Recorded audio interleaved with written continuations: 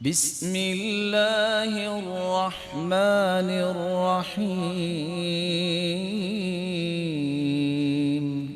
حاتم الاصم بیان کرتے ہیں وَأَصْلُ الْمَعْصِيَةِ ثَلَاثَةُ اشیاء، دنیا کے اندر بہت گناہ ہیں، معاصی ہیں، لیکن گناہوں کی جڑ تین چیزیں ہیں: الکبر والحرص والحسد۔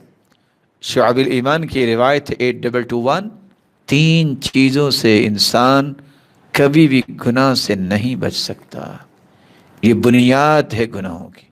جب انسان میں تکبر آ جائے کہ میرے جیسا تو کوئی ہے ہی نہیں، نہ میرے جیسا کوئی خوبصورت ہے، نہ میرے جیسا کسی کے پاس علم ہے، نہ میرے جیسے کسی کے پاس طاقت ہے، نہ میرے جیسا کسی کے پاس مال ہے، میرا تو عہدہ ہی دنیا سے الگ ہے، یہ تکبر کسی بھی شکل میں ہو، کسی بھی نعمت پر ہو، یہ بندہ کبھی گناہ سے نہیں بچ سکتا۔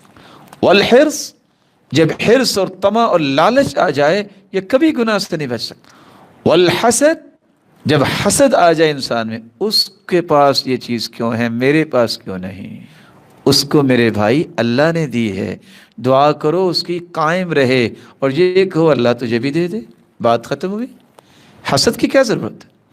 حسد کا معنی ہے اللہ کے فیصلوں پر اعتراض کرنا، اس کو یہ ملا ہے مجھے کیوں نہیں ملا۔ وہ اللہ زیادہ جانتا ہے کس کو کتنا دینا ہے اور کیا دینا ہے اور کب دینا ہے اور کیسے دینا ہے، یہ اس کے علم میں ہے، آپ کے علم میں تو نہیں ہے۔